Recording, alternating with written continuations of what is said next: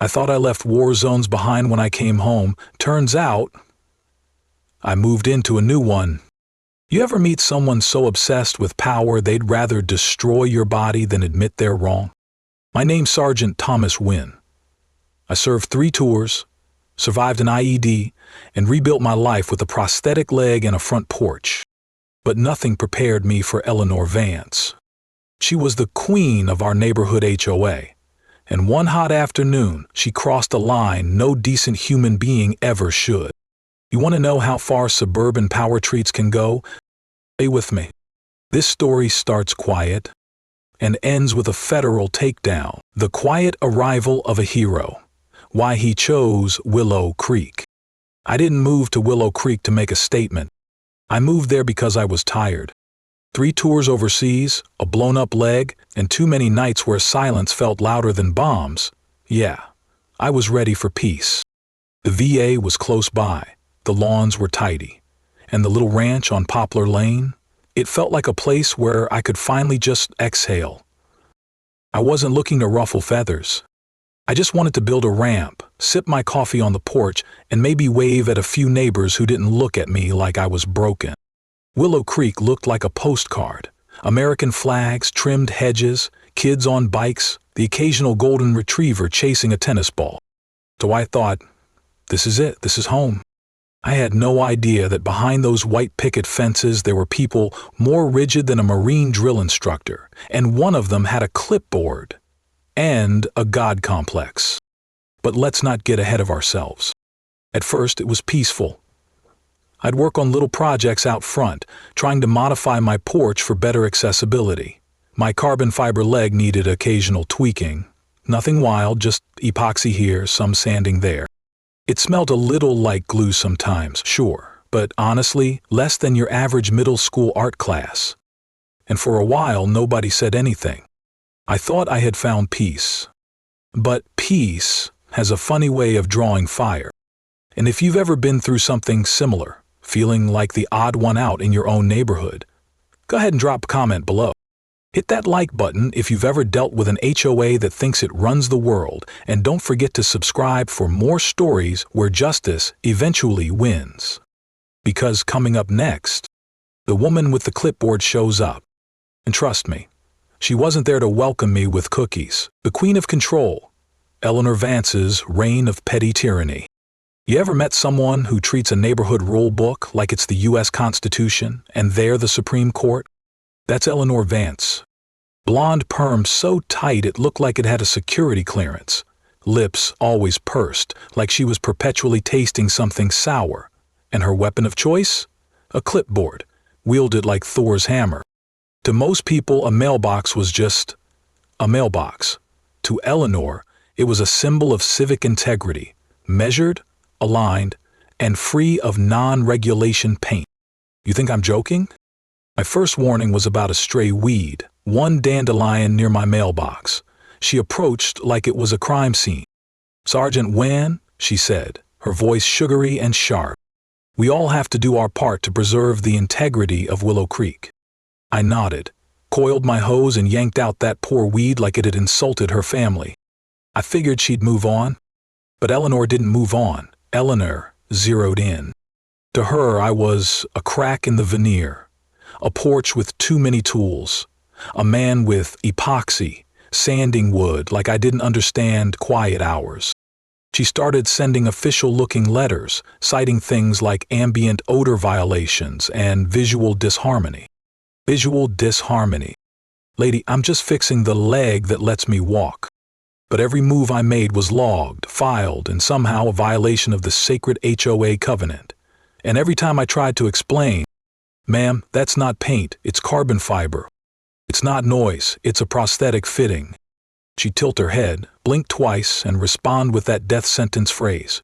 "The rules apply to everyone, Sergeant." And that's when I realized I wasn't up against a neighbor. I was in a cold war with the queen of control. A woman who didn't just enforce the rules, she became them. And the HOA? They didn't rein her in. They enabled her like she was suburban royalty. Coming up next, you'll see what happens when the system doesn't just turn a blind eye. But enhancer more ammo. When conformity becomes a cage, the first clash.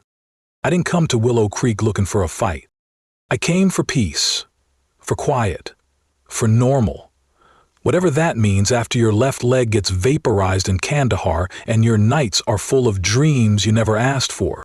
So yeah, I was sanding a handrail one afternoon. Nothing major, just trying to make the front porch easier to grip on rainy mornings. The breeze carried a faint hint of epoxy, sure, but it wasn't napalm. It was medical-grade adhesive. Something I use maybe twice a month to keep my prosthetic comfortable. You wouldn't even notice it, unless you had the nose of a bloodhound with a grudge. But Eleanor? She noticed. "Sergeant Wynne?" she said, marching down the sidewalk like she owned the pavement. "That chemical odor is unacceptable. This is a residential community, not an auto shop." I looked down at the open prosthetic socket liner beside me, then back up at her. "Ma'am, it's medical glue for my leg." She sniffed dramatically, like she was auditioning for a soap opera.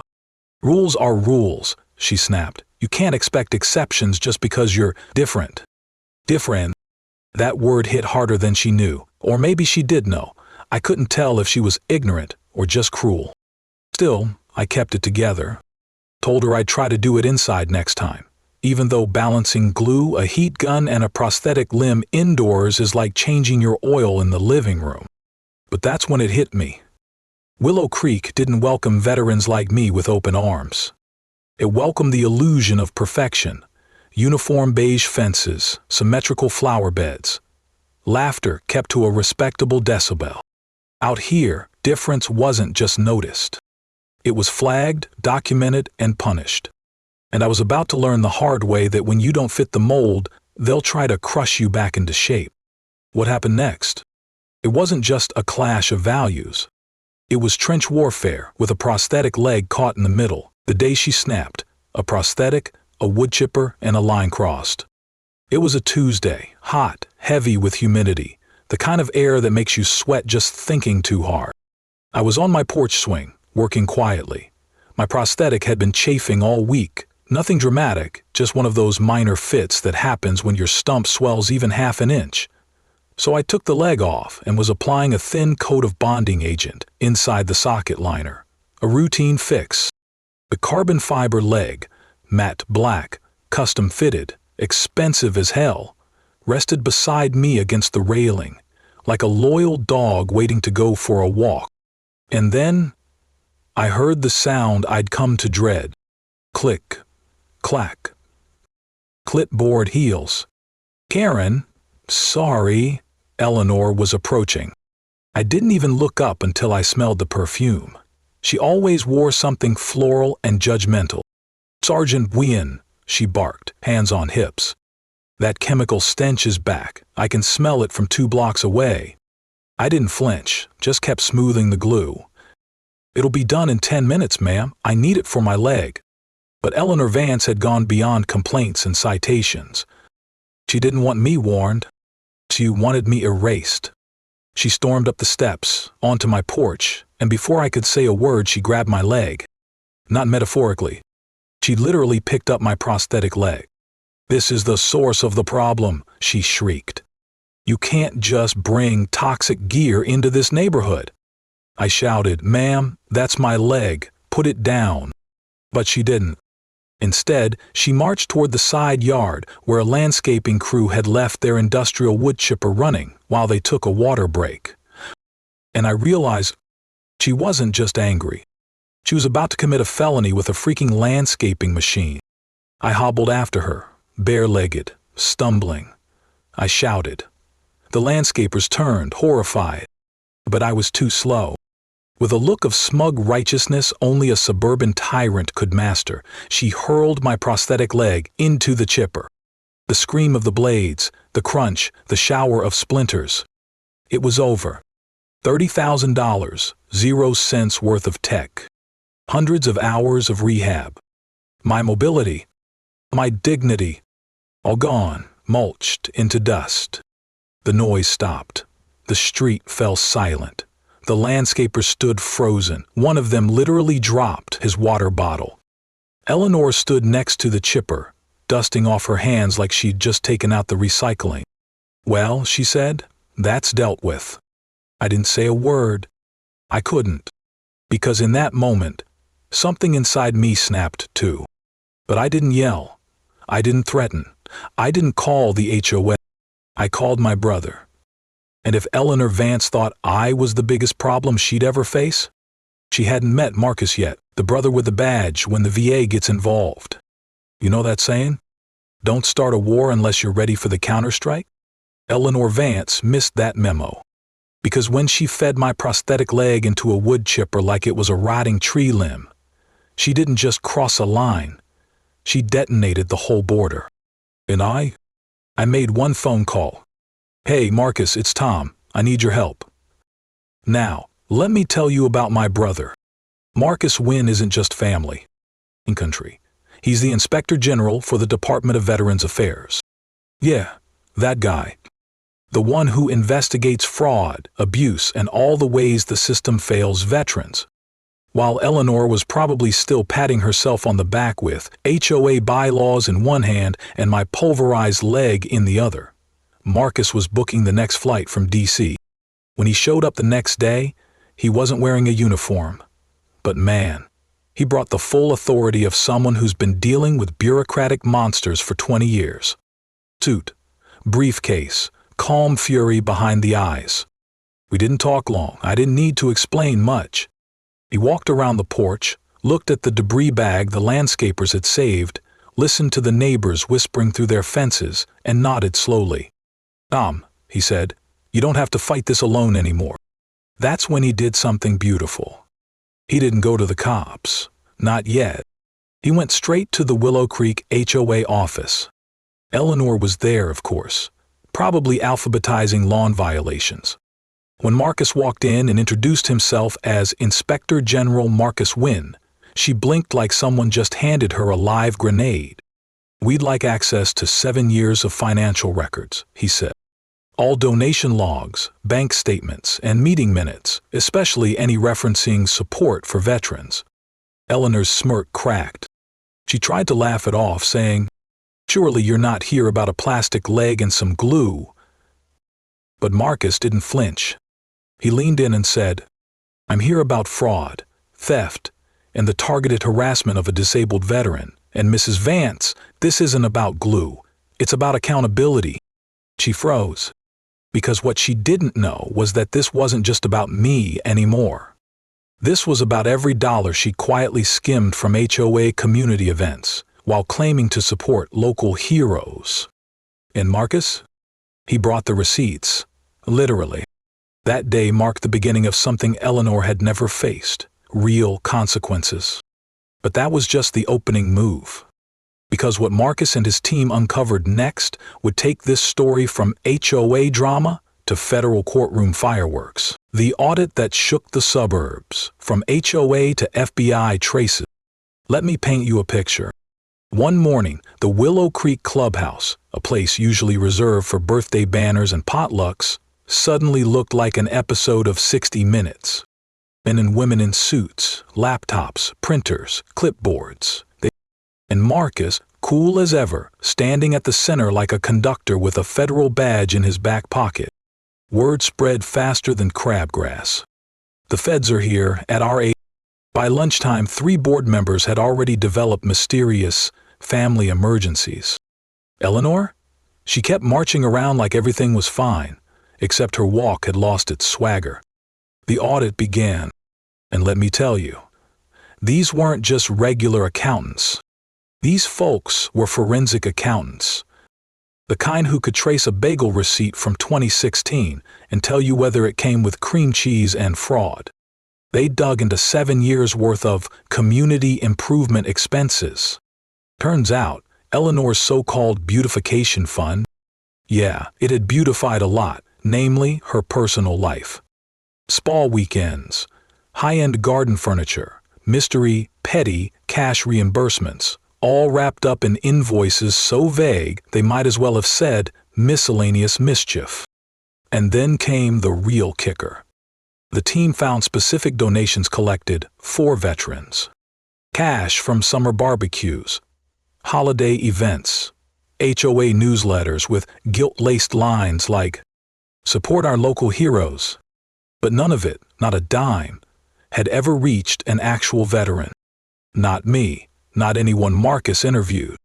Just a bunch of ledger entries labeled supplies or administrative enrichment. One of the accountants, a guy named Alan who looked like your friendly neighborhood librarian, held up a printout and said, "This $800.00 withdrawal happened 2 days before a veteran's brunch. But it went to a luxury pet grooming service for a Yorkshire Terrier named Duchess." I laughed. I mean, what else could you do? Eleanor tried to deny it all, claimed it was bookkeeping errors. Then she tried to pin it on the treasurer, who promptly reminded everyone she hadn't had access to the HOA bank account in 3 years. Bit by bit, the paper trail turned into a noose. Final tally? Over $60,000, 0 cents in misused funds, much of it intended for veterans, funneled into Eleanor's ego, orchids, and scented candles. And here's where it gets interesting. Because Marcus wasn't just stopping with the audit. He suspected this wasn't just about stolen money. This was about a culture of control, a pattern of abuse, and a neighborhood that had been living in fear of one woman's clipboard. And soon, that little clubhouse was going to host the reckoning, restitution and reckoning, the legal fall of Eleanor Vance. The final meeting wasn't held at the HOA clubhouse. No bingo tables, no lemonade. This was downtown, Federal Building. Conference room with government carpet and a scent that said lawyers' tears and recycled justice. Eleanor walked in with a shaky smile and a lawyer who looked like he regretted saying yes to her call. The other board members? Silent, stiff, pale, like passengers on a sinking ship pretending it was just light turbulence. Marcus stood calmly, suit sharp, tone sharper. "Thank you all for coming. We've concluded our investigation into the Willow Creek HOA's financial activities over the past 7 years. Then he laid it out, chart by chart, transaction by transaction. $800, 0 cents here for a community event that paid for Eleanor's luxury spa weekend. $1,200, 0 cents there, supposedly for veteran outreach. Actually spent on patio furniture. $90, 0 cents worth of HOA funds, used at a boutique bakery for a private birthday party. And dozens of cash withdrawals, categorized as petty cash, none with receipts. Eleanor's lawyer kept whispering, clerical errors, misunderstandings. But Marcus, he just kept going, calm, steady, relentless. Over $60,000, 0 cents, was misappropriated, some of it explicitly donated for veteran support, all of it undocumented, all of it spent. And then he hit her with a 1-2 punch. Given the misuse of funds tied to veterans and the destruction of government-issued medical equipment, the VA is pursuing federal charges, civil restitution, and administrative sanctions. Eleanor's face fell in stages, like someone realizing their credit card just got declined in front of a crowd. By the end of the meeting, her empire of beige lawn rules and backyard barbecue citations had crumbled into a legal nightmare. The verdict? 36 months in federal prison for wire fraud and embezzlement. Concurrent state sentence for destruction of property, a felony. $90,000, 0 cents civil judgment, including penalties and interest. Permanent ban from Willow Creek and all VA facilities nationwide. In that home, she polished like a trophy. Ceased. Old. Proceeds used to create a VA prosthetic fund. The same kind of support she tried to destroy. That part, that got to me. Because sometimes justice isn't just about punishment. It's about transformation, turning cruelty into compassion. A wood chipper into hope. We weren't quite done yet, though. The story had one more chapter. One more ripple Eleanor never saw coming. Let's talk about what happens when a neighborhood breathes again. From ruin to redemption. 50 new legs and a new community. When the news first broke that Eleanor's seized assets were being used to fund prosthetics for disabled veterans across the state, I'll admit, I laughed. Not out of spite, but because the universe, in that moment, had perfect comedic timing. The woman who tried to destroy one leg ended up giving 50 others the power to walk again. Now that's poetic justice. And you better believe I bookmarked every news headline. From tyranny to triumph, local HOA scandal funds new legs for vets. The woman who shredded a prosthetic now fuels 50 more. But the real story wasn't about her downfall. It was about what came after. The VA set up a special fund, the WIN Initiative, named embarrassingly after me, and through it, veterans who were stuck in red tape or just couldn't afford the latest tech finally got what they needed. Carbon fiber, AI-aligned knees, comfortable socket fits, tools that didn't just restore mobility, they restored freedom. And in Willow Creek, something even rarer happened. The board changed hands. The new president was a retired teacher named Ruth. She had a therapy cat and a heart like gold. She showed up at my door with a banana bread and a handwritten apology on behalf of the entire neighborhood. Turns out, all they needed to be good neighbors was for Eleanor to be gone. Kids started playing in the street again. People painted their fences with gasp colors that weren't beige. And no one filed a complaint about the faint smell of epoxy drifting from my porch. Instead, one neighbor actually walked over one afternoon and said, "Hey Tom, that smell means something's being fixed, right?" "Darn right," I told him. "Always is." And yes, I'm walking again. Better than before. That new leg feels like it was made for the man I've become, not just the soldier I was. And every step I take on this street now feels a little lighter. Not because the burden disappeared, but because it meant something. Eleanor Vance is gone. The HOA is reformed. The funds are helping real heroes. And this quiet little neighborhood, once ruled by fear and fertilizer fines, finally learned how to breathe. So if you're watching this and wondering if standing your ground is worth it, if being different in a world of rigid rules is too exhausting, if justice is ever really possible, I want you to remember this story.